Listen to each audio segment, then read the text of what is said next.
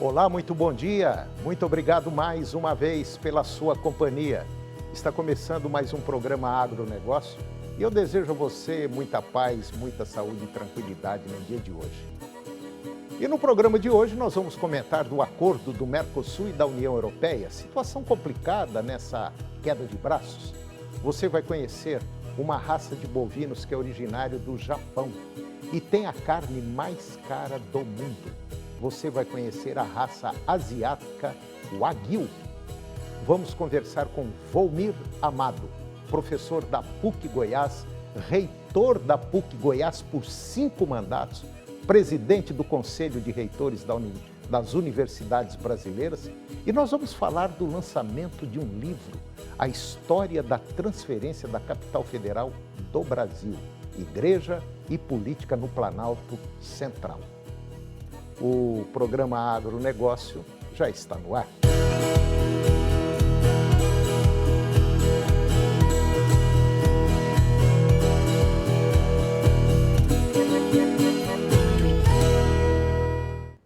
Eu começo o programa de hoje falando do acordo do Mercosul e da União Europeia, situação complicada nessa queda de braços.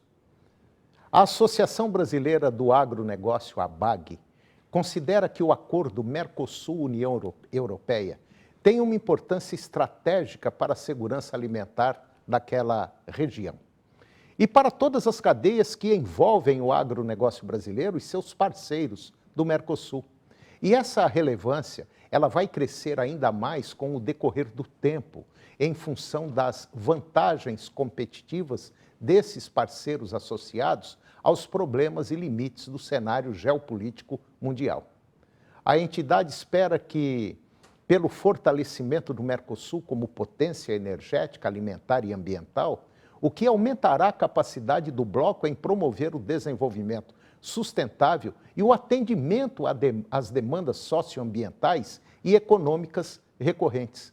Esse movimento, que já é uma realidade no cenário do agronegócio brasileiro, vai ganhar um impulso com a necessidade da União Europeia de estabelecer parcerias com cadeias produtivas cada vez mais descarbonizadas e sustentáveis, uma condição essencial para atingir as metas de redução de suas emissões.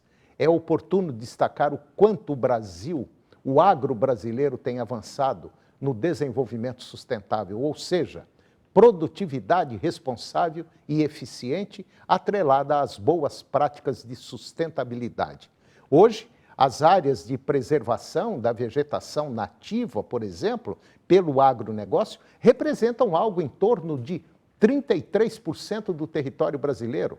São mais de 282 milhões de hectares conservados dentro das propriedades rurais. E esta conservação ocorre principalmente em função dos biomas, conforme exigências do Código Florestal Brasileiro, uma das legislações ambientais mais rigorosas do mundo, enquanto os governos dos países envolvidos estão em negociação para aperfeiçoar um importante acordo comercial internacional que, em função do relevante papel do Brasil nas exportações de produtos do agro e da necessidade de acesso dos consumidores europeus a alimentos de qualidade, qualquer tipo de manifestação negativa é infundada acerca do acordo que tende apenas a comprometer o ambiente institucional, o diálogo e o livre comércio sem nenhum resultado prático.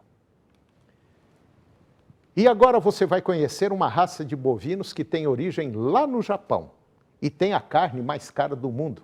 Você vai conhecer agora a raça asiática Wagyu. Confira.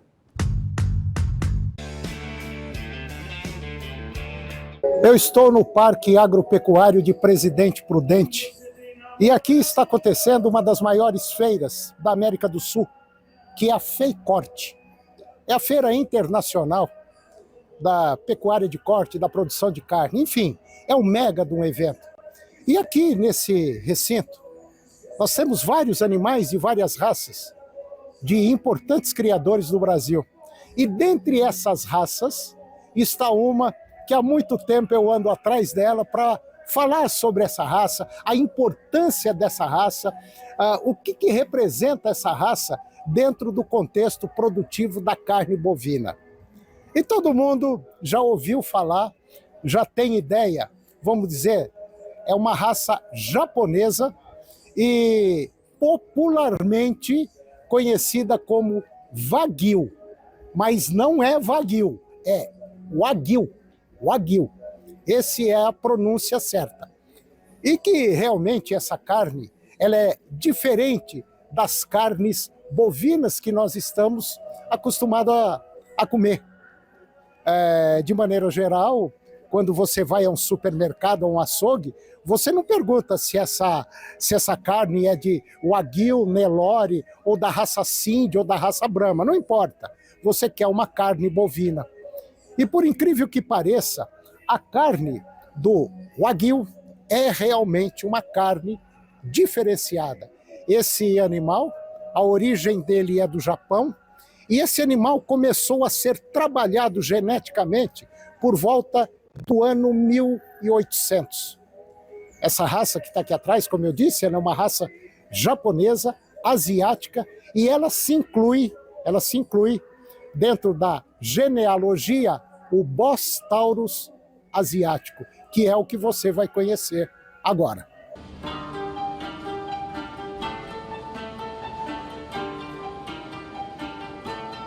E para falar sobre a raça Wagyu, eu vou conversar com Daniel Steinbruch.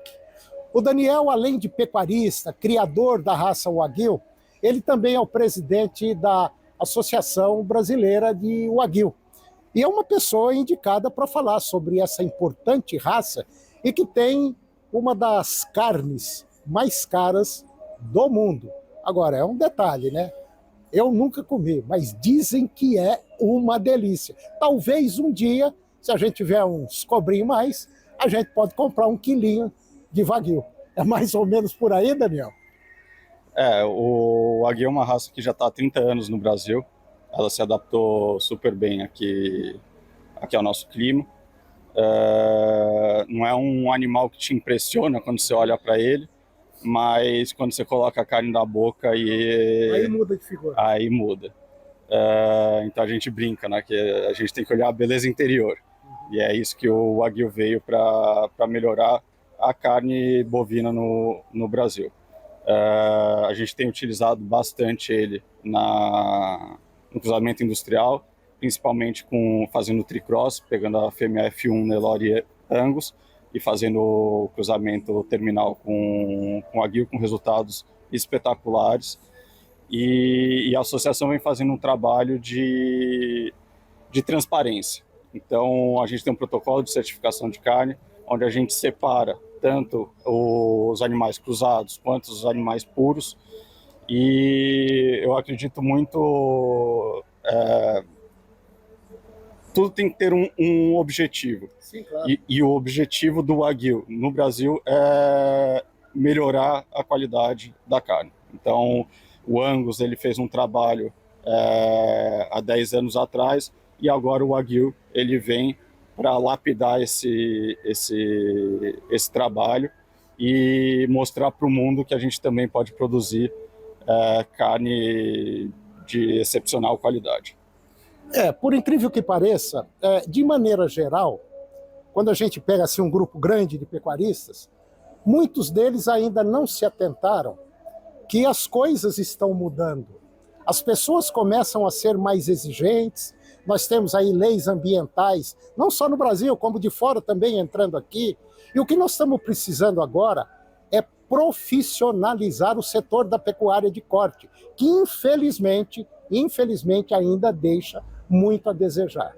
Nós temos aqui uma ferramenta, o Wagyu, por exemplo, como o Daniel falou, nós fazermos o tricross, e pode ter certeza absoluta, tem um grande mercado lá fora comprador dessa raça. E talvez, dentro de mais alguns anos, aqui também no Brasil, é só melhorar um pouquinho o poder aquisitivo da população.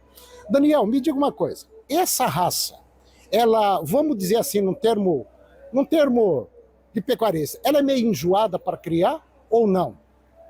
Então, é uma raça que, como todos os bostauros, ele tem uma maior incidência de carrapato, tem que tomar cuidado, tem que estar com as vermificações tudo em dia, mas o mais importante dele é ter suplementação.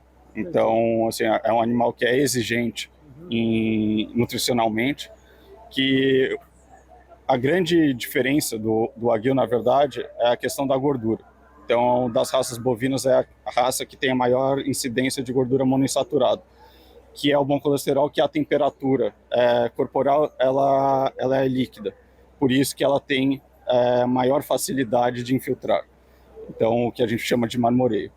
E para isso acontecer, precisa ter uma dieta energética desde o começo. Então, a gente suplementa desde o nascimento com creep feeding, depois a pasto, a gente faz uma recria intensiva e, por último, o confinamento, onde os animais passam no mínimo 180 dias.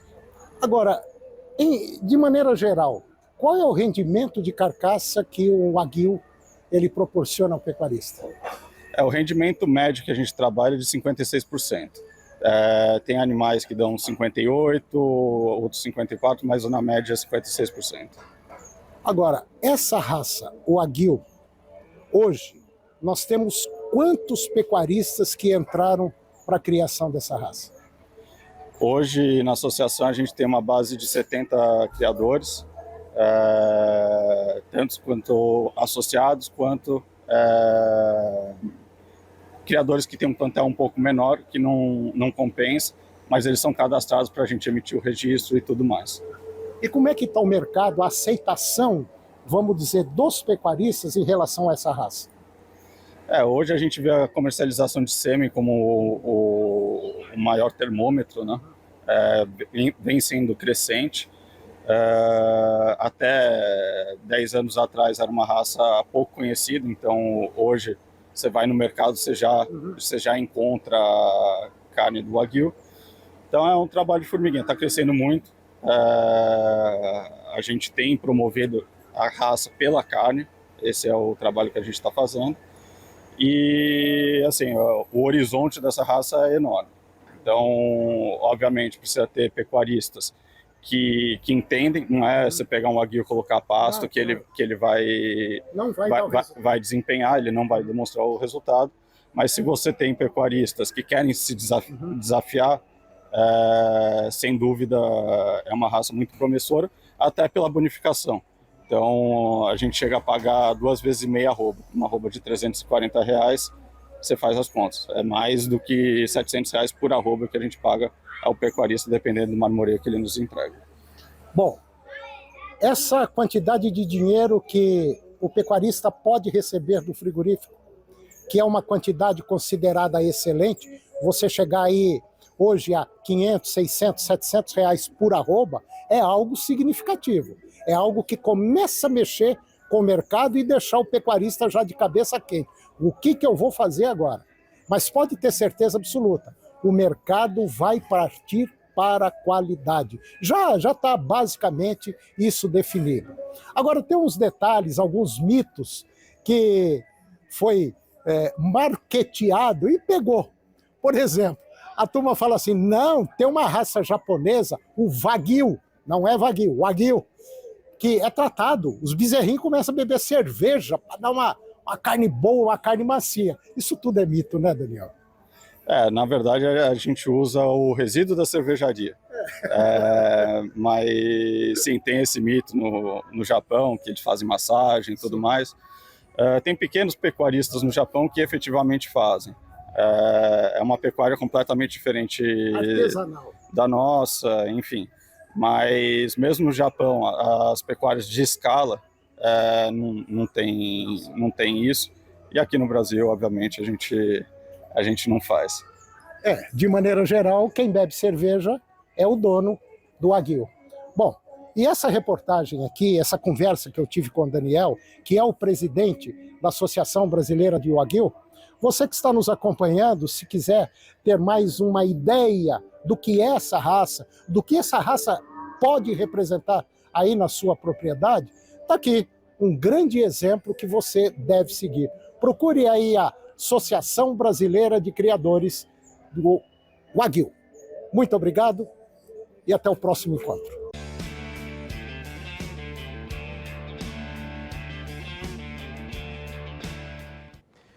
E depois do intervalo, eu vou conversar com Volmir Terésio Amado. Volmir Amado, como é conhecido, professor da PUC, reitor, ex-reitor da PUC Goiás por 5 mandatos, foi presidente do Conselho de Reitores das Universidades Brasileiras e nós vamos falar sobre um tema interessantíssimo. Nós vamos falar do lançamento de um livro que é fora de série, escrito por ele. Nós voltamos já já, é um minutinho só.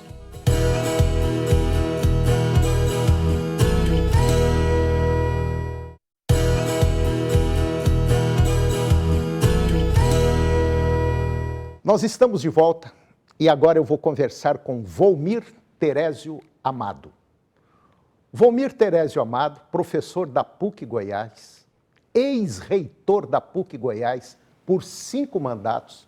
Ele foi presidente do Conselho de Reitores das Universidades Brasileiras e nós vamos conversar sobre o lançamento de um livro muito interessante, um livro que ele escreveu. O professor Volmir, ex-reitor da Pontifícia Universidade Católica de Goiás, a PUC Goiás, ele lançou agora, no último dia 22 de novembro, o livro A História da Transferência da Capital Federal do Brasil, Igreja e Política no Planalto Central, 1891-1960. Esse evento ocorreu durante a programação em celebração aos 25 anos do programa de pós-graduação em Ciências da Religião da PUC Goiás, com o lançamento de vários livros publicados pela editora Vozes. A obra do professor Volmir aborda os 70 anos de luta política pela transferência da capital federal do Brasil. É bom que se diga que o Brasil se divide em várias histórias, e uma delas é o Brasil antes e depois da criação de Brasília, ou melhor, do Distrito Federal. Professor Volmir Amado, é uma honra, que o senhor não tem ideia, trazê-lo aqui no nosso programa de agronegócio, para falar de um livro, A Transferência da Capital Federal, esse livro aqui, e que, por incrível que pareça, como nós dissemos, tem tudo a ver muito com o agro, com o desenvolvimento da região centro-oeste, norte, nordeste do Brasil. E o professor Volmir, num trabalho aí maluco, na pandemia, gastou 2 anos para fazer esse livro aqui. É uma história muito bonita. Bom dia. Bom dia, Antônio. Bom dia a você que nos acompanha. Uma alegria muito grande nesta manhã estarmos aqui. E para quem escreve uma obra, a forma de compartilhá-la é isto. Primeiro, colocá-la num livro. Aquilo que se produz em ciência, em tecnologia, a forma que nós temos é de compartilhá-la, seja pelos livros, seja em sala de aula também, sim, transmitindo e formando novas gerações. Mas é claro que quando aquilo que escrevemos pode ser compartilhado com a comunidade, com a sociedade, isso é bom demais. Então, essa oportunidade de estar aqui com o senhor e com vocês é uma alegria muito grande e uma oportunidade muito especial também para mim como autor. Bom, esse livro tem 300 e poucas páginas, para ser exato, 347, 348 páginas. É um livro que realmente conta uma história muito bonita. A capital brasileira, antigamente, era no Rio de Janeiro, foi transferida para Brasília, se não me falha a memória, na época do Juscelino Kubitschek. E realmente é um trabalho que merece todo o respeito e atenção. Por quê? Um país, uma pessoa, uma comunidade só vai para frente com conhecimento, com educação e com cultura. E aqui do meu lado tem essa pessoa aqui que dispensa comentário. Se for falar do currículo dele aqui, vai um programa para falar do currículo e um outro programa para fazer entrevista. Então, é meio complicado conversar com o professor Volmir, que tem um nível cultural muito, mas muito alto. Tanto é que escreveu esse livro, a história da transferência da capital federal do Brasil, Igreja e Política no Planalto Central. Professor, por que escrever um livro tão importante para o nosso público, que tem que dar um valor e tem que ter um respeito muito grande, principalmente ao senhor que escreveu isso aqui? Por que escrever esse livro? Antônio, depois de uma caminhada longa, de praticamente 40 anos na vida acadêmica, eu, atuando um pouco na área, percebi que havia uma lacuna na história do Brasil, dos livros de história. Em geral, eles narram Brasília, sobretudo a partir dos anos 50, e principalmente com o protagonismo, e é verdade, de JK, que aqui esteve durante uma campanha eleitoral, o Toniquinho lá em Jataí, o interpelou, e a capital federal, e ele a colocou como plataforma de projeto de governo, se eleito fosse, que transferiria do Rio de Janeiro para o Planalto Central a capital federal. E assim o fez. Só que Juscelino chega na última hora, já praticamente às vésperas da década de 1960. E isto é uma história que precede, que vem antes de 70 anos, e que era colocada ainda no tempo do Brasil Império. Os estrategistas, dentre eles José Bonifácio, previa que na geopolítica nacional, este país, para manter a unidade nacional e para ter uma visão estratégica de desenvolvimento e de acompanhamento congregado do país, um país tão grande como o nosso, somente se tivesse a capital, o governo federal, situado no centro do país. Mas o país tinha começado o seu desenvolvimento pelo litoral. E aqui era só cerrado e pouca gente morando. Fazendas, a marcha para o oeste ainda não havia começado, então isto era impraticável. Entretanto, chegou a República, por isso eu fiz esse recorte da República em 1891. E a República colocou a Constituição, e pela primeira vez se tornou uma disposição constitucional nas disposições transitórias, que disse a capital será mudada para o centro do país. Mas quem diz que dá conta de... Uma coisa é colocar na lei, outra é depois transferir. O fato é que em 1892, o governo de então enviou uma comissão chefiada por Cruz, e ele, com uma equipe grande, com mais de uma centena de mulas, carregando equipamentos, com agrimensores, com técnicos, com gente entendida da área, procurou deslocar todo o equipamento para demarcar, então, veja, século XIX, demarcar o quadrilátero, que depois passou por modificações. Depois veio o século XX, depois veio a Primeira Guerra Mundial, depois, em 1922, no centenário da independência do Brasil, então foi colocado um marco aí perto de Planaltina, a 10 quilômetros de Planaltina, a pedra fundamental. Mas quem diz de novo, depois veio a crise do café, aí veio o fato que, principalmente na década de 50, um grande lutador para isso, e eu trago esse protagonismo indo em documentos de fonte primária, é do Cônego Trindade. Cônego Trindade era um padre da época, havia sido já secretário de Estado de Educação e era deputado federal. E ele ia lá no Rio de Janeiro, no Congresso, e ele defendia que fosse transferida a capital.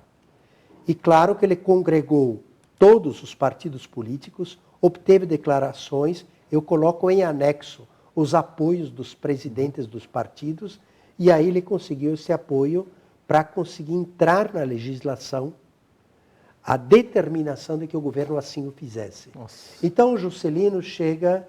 pegou a coisa pronta. Já pronta, com um consenso, embora ainda não tivesse toda a definição. Mas foi muito mais fácil.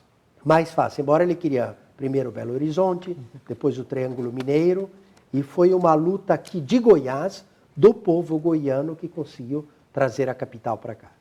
Bom, você ouviu um pedacinho, mas muito pequenininho, uma introdução sobre esse trabalho aqui, que na minha visão é um trabalho que, como eu disse, merece todo o respeito e atenção por parte não só de goianos, professores, mas do país. A história da transferência da capital federal do Brasil aqui para a nossa região, principalmente para o nosso Goiás, é uma honra muito grande. Professor Volmir, o senhor pode ter certeza absoluta que nós vamos fazer um barulho em cima disso aqui muito grande. Tem outras coisas que a gente pode divulgar isso aqui em outros meios. Mas eu agradeço imensamente a sua participação aqui no meu programa. Francamente, eu acho que enriqueceu muito. Foi um prazer tê-lo. E eu gostaria de trazê-lo mais vezes, porque o senhor tem muita história verdadeira para contar. Porque a história de fantasia a gente tem muita. Mas eu quero coisa real, coisa verídica e que cause realmente um impacto positivo no nosso conhecimento. Muito obrigado e o nosso programa está à sua disposição para quando precisar. Tá certo? Antônio, obrigado. Obrigado a você com quem pude compartilhar. Se desejar fazer a leitura, a forma de acesso ao livro, a editora Vozes, que é lá do Rio de Janeiro, colocou à disposição na Amazon. Então é só entrar no site da Amazon e aí requisitar a obra. Okay. Obrigado. Obrigado.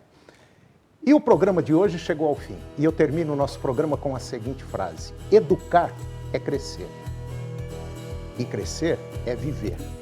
Educação é assim, vida no sentido mais autêntico da palavra. Muito obrigado pela sua companhia, que Deus os abençoe e até o próximo programa.